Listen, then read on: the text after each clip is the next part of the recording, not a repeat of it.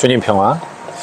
예, 제가 영상을 찍기는 찍는데 요즘 좀 바쁘니까 올릴 시간이 없어서 또 못 올렸네요. 어제도 제가 못 올려서 죄송합니다. 누구나 그런 때 있을 거예요. 굴욕적이고 수치스러운 순간이라던가 상황. 여러분도 있을 겁니다. 수치스러웠던 기억들.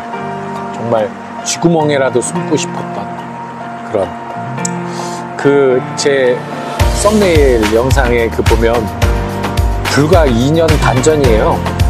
그때 2년 반 전 제가 올린 영상에 나오는 그때 얼굴입니다. 거의 흑역사 수준이죠.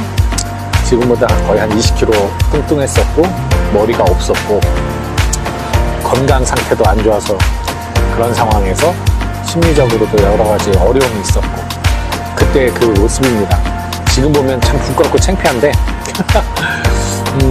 자, 여러분은 그런 수치스럽고 부끄럽고 창피한 순간, 그런 때가 주로 언젠가요?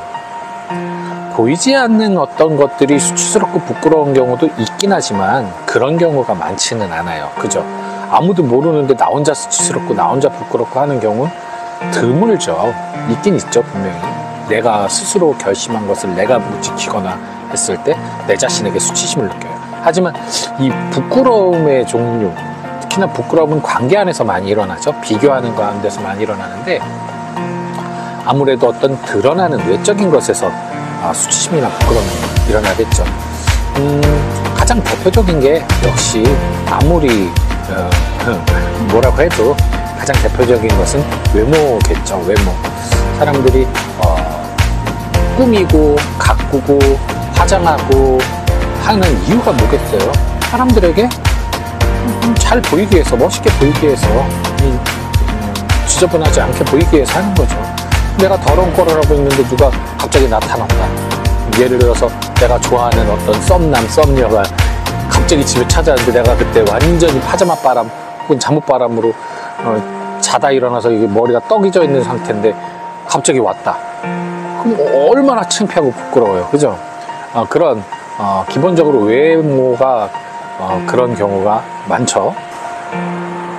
그리고 이제 두 번째로 수치스럽고 부끄러운 경우가 뭐냐면 내가 무언가를 표현하고 혹은 행동하고 말을 했을 때 그것이 거부당했을 때 혹은 비난당했을 때 무시당했을 때 이럴 때 수치심과 부끄러움을 많이 느끼죠. 심지어 그것이 옳지 않은 것이라고 할지라도 내가 그것에 대한 지향점이 있었을 때 옳지 않더라도 그것에 대한 거부나 어떤 불편한 기색은 나로 하여금 부끄러움을 느끼게 하고 그로 인해서 수치심을 또 느끼게 합니다. 근데 이게 여러분 잘 생각해 보세요. 그 수치심이 내 안으로부터 시작이 되는지 아니면 내 바깥으로부터 시작이 되는지 보셔야 돼요. 같은 수치심인데도 어쩔 때는 나는 당당하고 떳떳한데 저 사람 때문에 내가 무시당한 것 때문에 수치심을 느끼는 경우가 있고요. 아니면 반대로 저 사람들의 정당한 말에 내 자신 스스로가 부끄럽고 창피한 나머지 수치심이 느껴지는 게 있어요. 그래서 이 외부에 기인하는 수치심은 주로 그 개인주의자, 히스테릭한 분들이, 아예 나르시즘 있는 분들이 주로 그렇고요.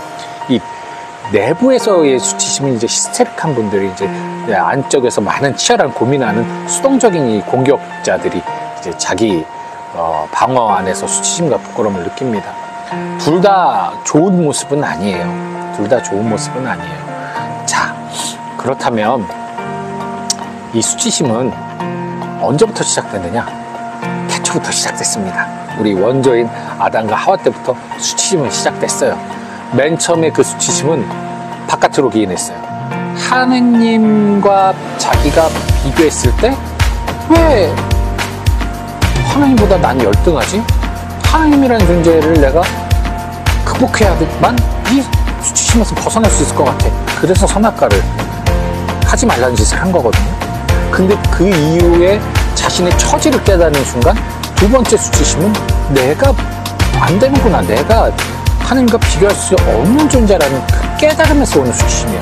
어쨌든 이 양쪽의 수치심을 다 겪으면서 인간은 하느님에서 멀어진 거예요. 그러니까 수치심이라는 것은 하느님과 멀어지게 만든다라는 문제가 있습니다. 수치심 자체는 멀어지지 않는데 그 수치심으로 기인하여 일어나는 행위들이 하느님에게서 멀어지게 되는 거죠. 그 수치심으로 인해서 내가 철수를 하는 거예요.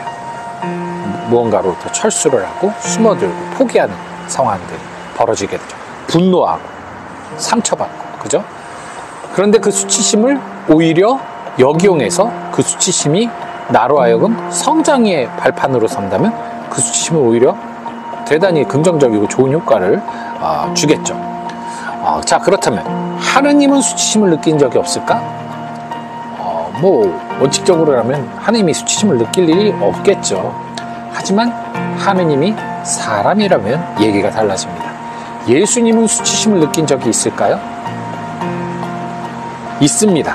근데 언제 느꼈을까요? 여러분 상상해 보신 적 있어요? 예수님이 수치심, 예수님이 죄인으로 그 수치스러운 죽임을 당한 십자가형, 그게 예수님이 수치스러우셨을까요? 아니요. 오히려 그것은 예수님에게 있어서 두려움이지만 영광이었어요. 아버지를 영광스럽게 하기 위한 귀한 선택이었기 때문에 그건 수치스러운 게 아니에요. 의외로 여러분, 예수님이 수치스러우셨던 포인트는 상상하지 못한 것이 있습니다. 바로 예수님을 기적을 베푸는 사람, 예수님을 엄청난 권위와 능력 있는 사람으로 여기면서 사람들이 칭송했던 것. 특히 사탄들이 마귀 들린 사람들을 통해서 예수님에게 엄청나게 칭찬을 했죠. 왜 우리를 상관하십니까? 우리를 멸망시키러 오셨습니까? 당신은 하나님의 거룩하신 분입니다 하면서 예수님을 띄워높였어요. 근데 이게 왜 수치스러울까요? 자, 여러분, 늘 전교 1등 하는, 한 번도 1등을 놓치지 않은 사람에게, 그런 사람에게, 야, 너 이거 또 100점 맞았어? 우와, 너 이거 100점을 맞았네? 오, 신기해. 100점 맞았어? 라고 말하면 그 사람이 기분이 좋을까요?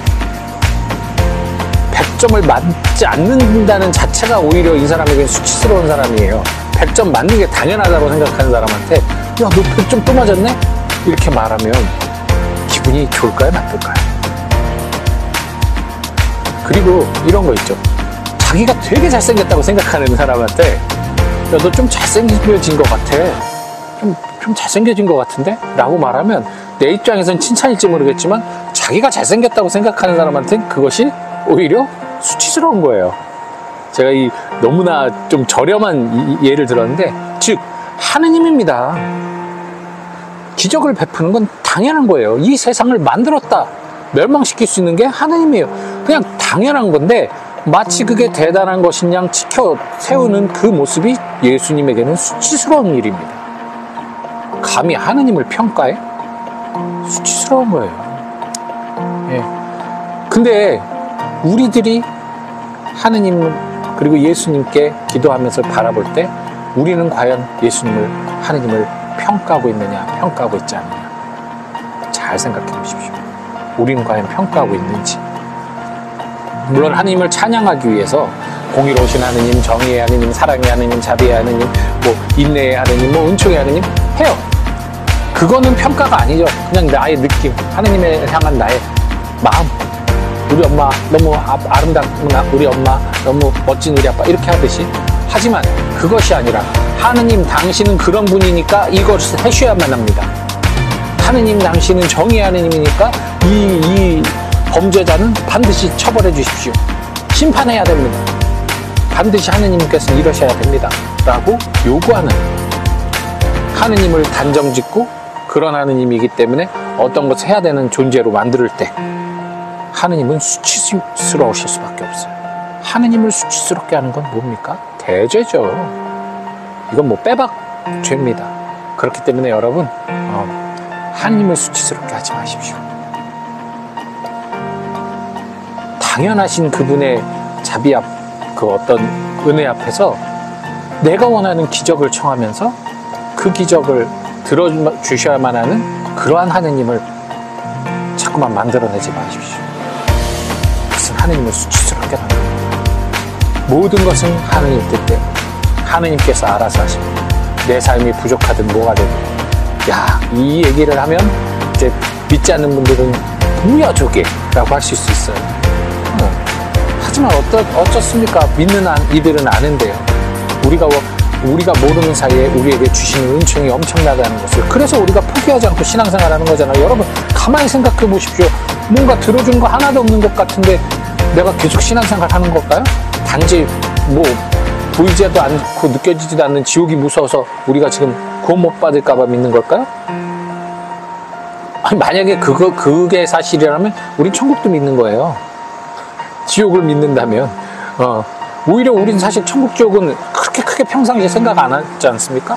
그리고 실제로 신앙생활 하면서 그냥 가만히 생각해 보면 너무나 많은 경우 하나님이 진짜 우리를 도와주는 거야? 라고 생각할 만큼 별로 그렇게 크게 뭐 하느님의 손길이나 입김이 다가오는 게 없이 지내는 나날들이 많지 않습니까? 근데 왜 여러분은 계속 신앙생활을 하고 주일미사를 꾸역꾸역 하고 교무금도 내고 헌금도 하고 선행을 베풀려고 노력하고 죄 지으면 고해성사 보고 하십니까? 왜 하나님 앞에서 내가 이 수치를 감추려 들지 않고 인정하면서 주님께 나의 죄를 봉헌하면서 살아가십니까? 여러분은 생각에서는 못 미칠지 모르지만 여러분의 몸과 마음, 영혼에서는 이미 하나님의 은총을 체험하고 있기 때문에 그래요. 그 은총에서 벗어나면 큰일 난다는 걸 우린 이미 몸으로 알고 있기 때문에 그래요. 아기가 눈 뜨지도 않은 상태에서도 생존을 위해 엄마의 젖을 찾듯이 우리는 이성이 알기도 전에 이미 하느님의 자녀임을, 또 하느님 없이는 우리는 죽은 목숨임을 알기 때문에 우리가 신앙생활을 포기하지 않는 겁니다. 이건 모르는 사람은 몰라요. 아는 사람만 아는 겁니다. 그래서 제 채널도 아는 사람들만 보는 것 같습니다. 어쨌든 그래서 여러분 수치스러움, 우리 주님을 수치스럽게 하지 말고 또 내 자신의 수치스러움으로 인해서 내가 물러나거나 숨는 것이 아니라 오히려 그 수치스러움을 통해 내가 더욱더 하느님 앞에 더 완전해지기 위한 삶으로 나아가는 그러한 도약의 발판이 되기를 간절히 바라면서 오늘 또 일하러 가보겠습니다. 주님 평화.